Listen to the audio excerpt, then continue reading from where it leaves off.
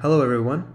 For our final Web and Script project, we have chosen to develop a job application tracker called Career Pointer. This is a web application designed to help users track and organize their job search progress. The main functionality allows users to record key details about each application, including the company name, job position, date applied, interview date, and current status.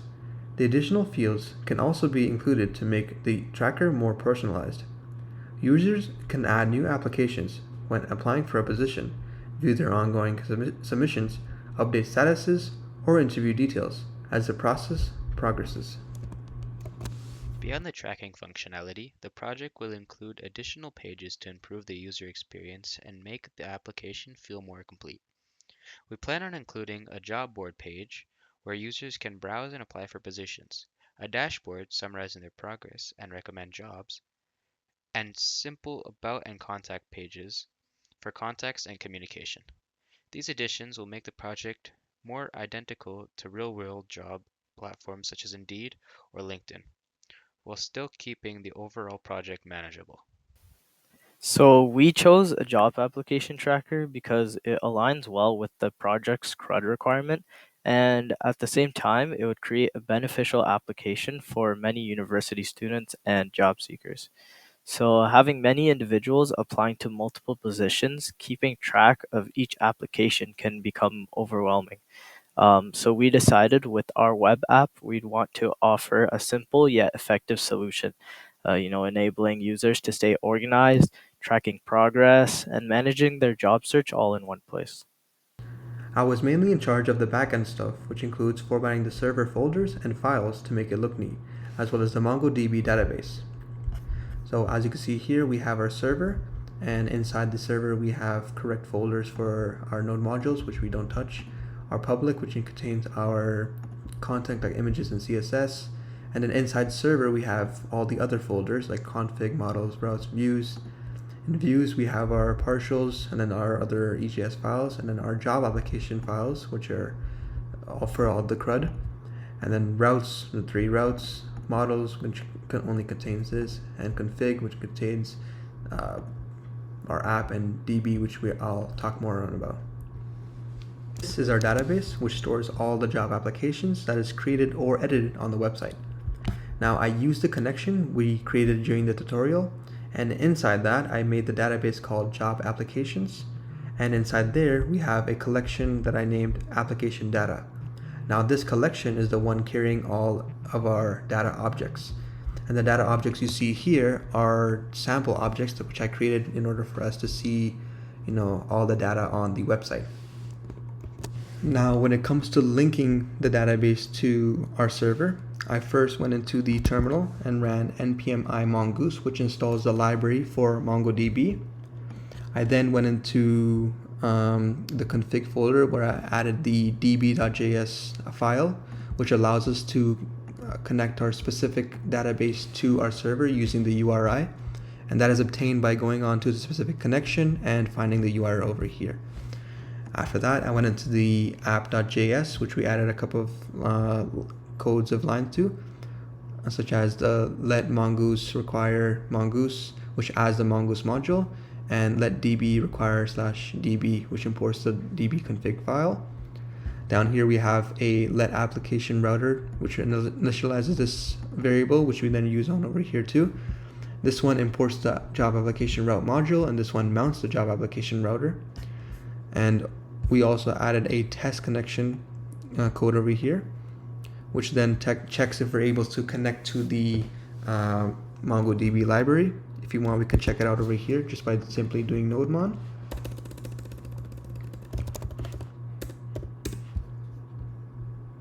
Once we get this connected to MongoDB, this means we're able to connect with the database. As you can see over here, if an error had occurred, it would have said connection error. Otherwise, it would say connected to MongoDB.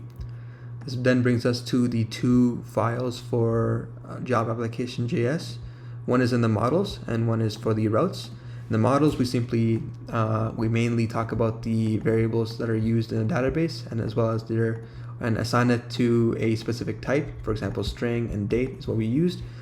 And for our routes, we have the biggest block of code, and this is mainly for the CRUD application.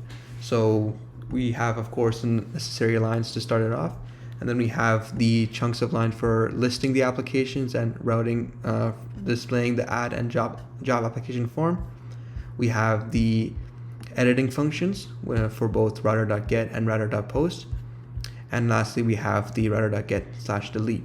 And for the delete and edits, we have when we take the specific ID that the user wants to change from the list of application, and using that ID is able to specify which specific object the user is referring to in order to make the specific changes for. My main responsibilities were designing the landing page and implementing the full CRUD functionality for our project.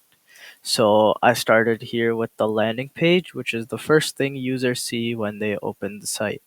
So as you can see here, I added our custom logo, the site name, career pointer here at the top as well, and a simple hero section where we introduce the purpose of this application. Now here I also added two buttons, which are the create new application and view all application buttons. So these are required for our project because the landing page must let users create objects and view existing objects immediately. You'll also notice down here that we have a few placeholder sections on the page, which will be expanding into real features in the next part of the project. So as you can see here, we'll make a new job application. I'll do a little demo right here.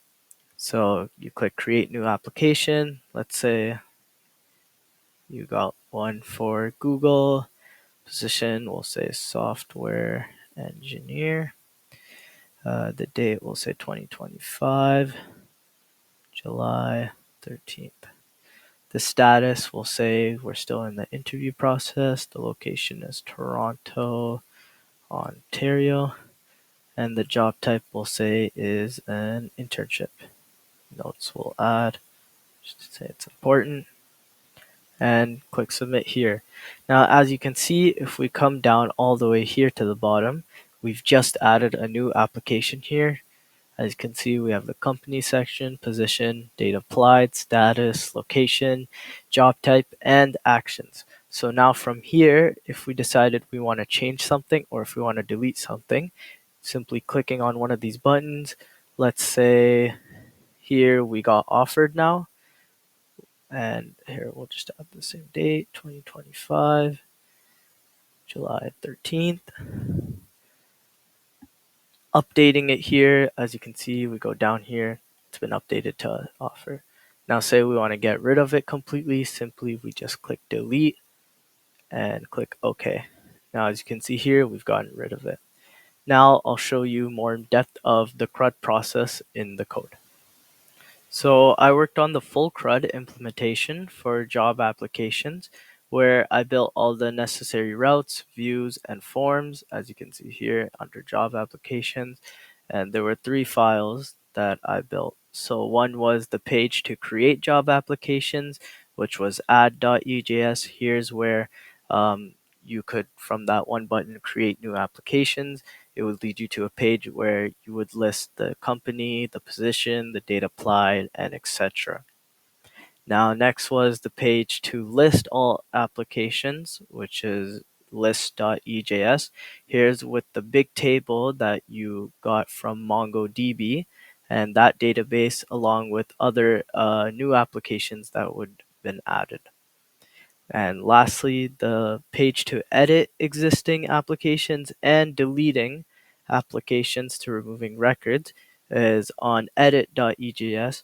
Here's where, again, you, once clicking the edit button in the list.ejs, it would lead you to here where you're able to edit anything about your application or even deleting it straight up. So in the final release, we'll also plan to include a job board, a dashboard, and a simple about and contact pages. As you can see here, they're already listed, which are currently in development. And to make our application feel more complete, we want to make it similar to websites like Indeed or LinkedIn. And that covers everything that I worked on for this part of the project. I started by generating the Express application using the Express generator tool. The command I used was express-view equals EJS and the name of our folder.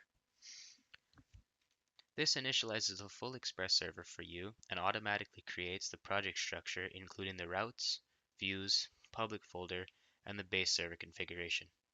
From there, I organized the server files and prepared the environment so the rest of my team could begin building features on top of it. I also created the global navigation bar and footer partials. We based our nav bar layout on the Bootstrap template and then customized it to fit our site. The nav bar used EJS logic to highlight the active page so users know exactly where they are on the application. For example, in the nav bar section, this currently highlighted section of code checks the page title and adds an active class if the user is on the home page. By doing this, the styling automatically updates depending on which page is being rendered. This keeps the layout consistent across the entire site and prevents us from repeating the same HTML in multiple files. Finally, I handled deployment setup. I configured the start script in our package.json, set up the environment variables, and prepared the project for deployment on render. Once deployment is complete, our application will be accessible online through a public URL. This concludes our Part 1 demonstration. Thank you for watching.